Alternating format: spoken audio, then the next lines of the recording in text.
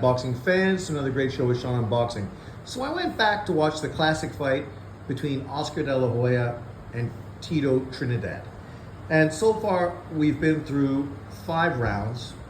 And I don't really know what fucking I can say about judging.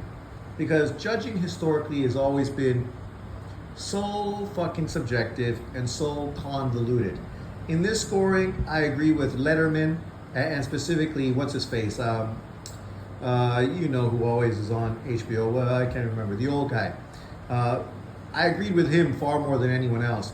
The 3 judges that they had, fuck man, I don't know what they're watching.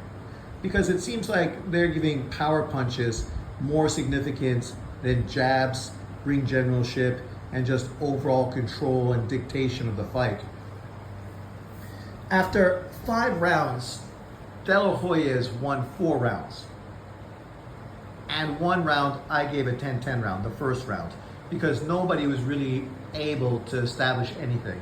So I just feel if that's the case, nobody grabs the bull by the horn, nobody lands a significant punch, then you just chalk it up to 10-10. So 10-10. So at this point, De La Hoya has 50 going into the 6th. Tito Trinidad has 1 10-point round, and the rest are 9s. So on my cards, he's already down easily 4-5 points, right? For me, De La Hoya needs to win 1 more round to solidify this fight. 2 more rounds to solidify this fight with 7-10 rounds, right? And I think he's easily going to do it. He's winning this fight from the simple thing that he is able to control the distance, control the fight, the pace of the fight, control Trinidad's aggression, and just dictate everything behind his jab. Already throughout this fight, Trinidad's nose is broken up. He's having issues with his jab. Why? Because he's catching so many fucking great up jabs to his nose. De La Hoya's got nothing wrong with him. Hasn't really caught anything significant. Got hit a couple times by punches, a couple lefts and a couple rights. But overall, I mean, nothing significant. Nothing that's really left a mark. Nothing that you could say Trinidad has actually been effective. He hasn't been effective yet. And now we're going into the 6th round. We'll get back after this. So, after 8 rounds, literally, I haven't seen Trinidad really win any rounds. 7 of those rounds, easily you could give Oscar De La Hoya. The better jab, landing more punches, ring generalship, good defense. You could say he's boring because he's moving a lot, but his movement is making Trinidad very ineffective. He's not able to land power shots. He's not able to out jab Oscar De La Hoya. Literally, the first round is the only round maybe I think you could give Trinidad, only because De La Hoya didn't really do much in that round. I had it a 10-10 round. So at this point, after 8 rounds, De La Hoya has 80 points, and Trinidad is literally 7 points behind on my card. And if I want to be generous, I could give him maybe 1 more round. But that's being generous, because I haven't seen him actually win a round. So it's just me trying to find a way to give him something that he hasn't really earned. And this isn't me being an Oscar De La Hoya fan.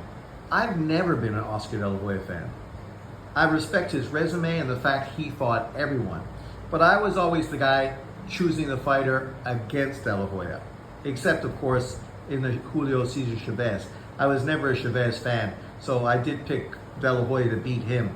But when he fought Pernell Whitaker, when he fought Trinidad, when he fought fucking Pacquiao, I mean, I was always picking the opponents, right? I think the only other fight I picked De La Hoya was against Mayweather. But in this fight, it's pretty clear after 8 rounds, Oscar De La Hoya has already done enough to get 6 rounds in that fight. Trinidad's eye is swollen up, his nose is bleeding. Literally, anybody can watch this fight and see that this is exactly what happened. You can see Trinidad's eye is swollen, you can see his nose is bleeding, you can see that at this point, Oscar De La Hoya hasn't really even been hit consistently by anything that's done any damage to him. And you could say, well, he's running. But, people that say that, then obviously they better keep that narrative, because the reality is he's easily outboxing Tito Trinidad. And I like Trinidad, right? So, it's hard for me to hate on him, but I just don't think he's done enough so far. Of course, we still have 9, 10, 11, and 12 rounds, 4 rounds to go in this fight. And I know what people tell me, because it's been a long time since I've seen this fight. That's why I chose to go back and watch it today. That basically Oscar De La Hoya threw the last few rounds away by just being on his bicycle and staying defensive. But at this point, I think he already won. If he won one more round, holy shit, that totally puts a stamp on it. If he wants to run around the last 3 rounds and not do anything, there's no way De La Hoya can lose. The most I think you could give Trinidad would be 5 rounds if you give Trinidad 8, 9, 10, and 11, right? That's the most. So there's no way I could see Oscar losing this fight. At the most, a draw. But already the scorecards they showed early on, they were showing all the scorecards after each round.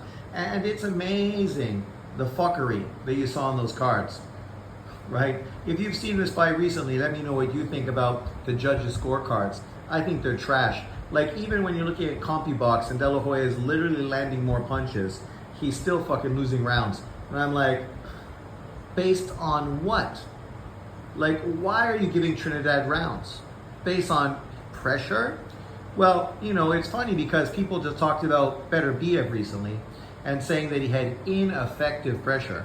Oh, no. His pressure was super effective when you want to compare it to Tito Trinidad's in this fight. And this fight literally was 25 fucking years ago. 25 years ago, 1999. And Beterbiev's pressure was way more effective than fucking Tito Trinidad's. I don't like to talk about corruption in boxing, but when you look at the scorecards, they're ridiculous, to be fair. I mean, sure, round 11, you could give it to Trinidad because he was very aggressive. But even in that round, the jabs and the left hand that De La Hoya threw and landed were far cleaner than any punch that Trinidad landed that whole round. Sure, he was more aggressive, but he didn't land any really eye-catching shots. And that's what I take away from this whole fight card. That Tito Trinidad really didn't land too many eye-catching shots this whole fight. Well, De La Hoya was landing eye-catching shot after eye-catching shot, mostly with the jab in the right hand, not so much with his, devastating left hand. But the fact that he was dominating with his jab and his right hand, right, throughout most of this fight.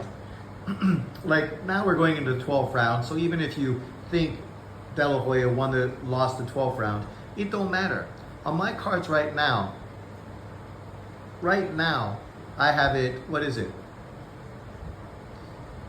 1 round even, the first round, right? That's the one swing round, even though I think the 10th and even the 11th round you could call swing rounds. And then you have, of course, the 2nd all the way to the 9th. Those 7 rounds I all have for Oscar. And then you have 10, 11, and 12 that you could give Trinidad. So literally it's like what? 7 or 8, 3, and 1. 8, 3, and 1. That's how convincing De La Hoya beat Trinidad in this fight. 8, 3, and 1. And even if you want to be really generous, give that first round to him, that's 4. So then you got to try to find another 2 rounds where Tito Trinidad deserved to draw.